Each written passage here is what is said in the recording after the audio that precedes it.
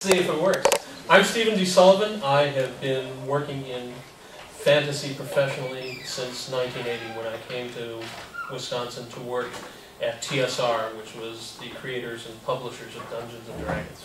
I worked on staff there for a number of years as an editor and then an artist, and then I helped form a company called Pacesetter, which did Chill, which was one of the original supernatural role-playing games.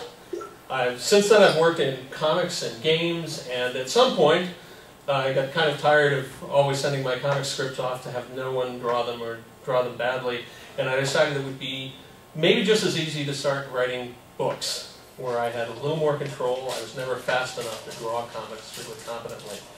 And that hopefully will bring us to where we're at. Let's start with, I've had over 30 books published. And that's not counting anthologies and short stories and that kind of stuff. About half of them you won't find under my name. They're ghostwritten projects in relatively famous detective series, boy detective series. And you can see this was the first detective book I ghost wrote, and Rick was one of the guys that got me into doing that. And that was one of the last, that was the last in that particular series. I can't tell you what it is because I'm bound by contract not to tell you what it is.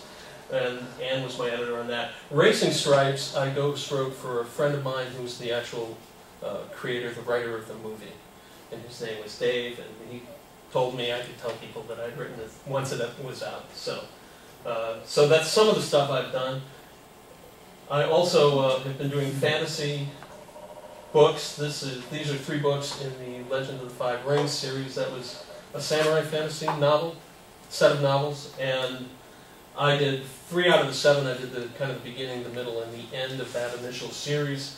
The first one was nominated for an Origins Award, which is gaming's highest honor for prose fiction and games, and that was the Scorpion, and the Lion actually won the Origins Award the year it came out, so that was pretty exciting. That was, aside from having kids, one of the most exciting days of my life. I moved from there. This is working with the people that were formerly TSR. One of their properties was and is called Dragonlance, which was created by Tracy Hickman and Margaret Weiss, who are friends of mine, people I've known since they moved out here. Well, Tracy's no longer here, but I've known them since they came out to work with TSR. And I wrote a book called The Dragon Isles, which, again, garnered another nomination, which was always nice. And then I did the second book in the New Adventures Dragonlance series, The Dying Kingdom, which was a lot of fun. And I got to write a character named Catriona in that, who was a young woman warrior, which is a theme you'll see running through my stuff. I love writing women warriors and women characters. I guess, being kind of a first-generation post-feminist. Right. It's more interesting to me that way. We got a lot of muscle-bound heroes running around. The Catriona thing did well enough that we ended up doing a trilogy about her, and that was Warrior's Heart, Warrior's Blood, and Warrior's Bones, all of which were original with me in everything except a couple of the characters. And I had a great time writing those. Again, the first book was nominated for a Scribe Award, which is the Tie-In Writers Association of America, and that's a group of people who write the books that are based on properties that they don't own, basically. And the first and the third books were nominated for Scribe. Sadly, did not win. The second book, Warrior's Blood, got a really great review in the Detroit, I think it was the Free Press. It was one of the Detroit papers that said, if you like Harry Potter, you might want to check out this book this summer. It's really good. I was like, hey! So, but I haven't done any more with that since, sadly. I did the Spider Riders trilogy for the anime series. It was an interesting production. The anime and the books were kind of going on simultaneously. It was created by Ted and Patsy. You can see their name on the cover. We had a big fight about that, whether I got my name on the cover. They won because they're in Hollywood and I'm here. And I did 3 of those books. That was a lot of fun. It was a good trilogy. And very different from the anime because, like I said, they were developed simultaneously, and their ideas and the ideas of the people in Japan kind of went in different directions. done a bunch of movie adaptations. This is most of them.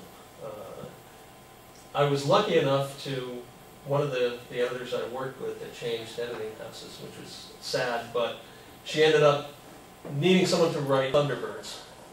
And oddly enough, I had just that week discovered that there was going to be a Thunderbirds movie, and I was a huge Thunderbirds fan when I was a kid. Thunderbirds are go. Thunderbirds are go. Exclamation point. Absolutely crazy about them when I was growing up.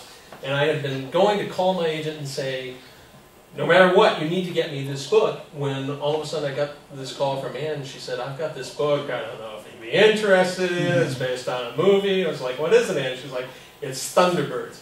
And I said, oh, I'll kill you if you give it to anyone else. And so that led to a couple more, you know, somewhat, maybe even more famous properties. Elektra was a really, maybe the best screenplay I've read, at least until Iron Man. Movie, yeah, not so much. It's a pretty good book, though. Fantastic Four. It's a good book, and I wasn't crazy about the screenplay, but I actually liked the movie quite a lot. And I believe I saw some copies out there for sale, if you guys are interested. And Iron Man was a terrific screenplay and a terrific movie, so that was fun. So I've done a lot of that kind of stuff. Also worked on short stories and anthologies. Now and again, here are some of them, fantasy and science fiction. There was a series of Mage Knight short stories. Mage Knight is a game. I don't know if you guys are familiar with that. It had a little fantasy tabletop action battles game, and they had a series of stories that they commissioned that they ran on the website. That was up for a long time. I think it may be down now.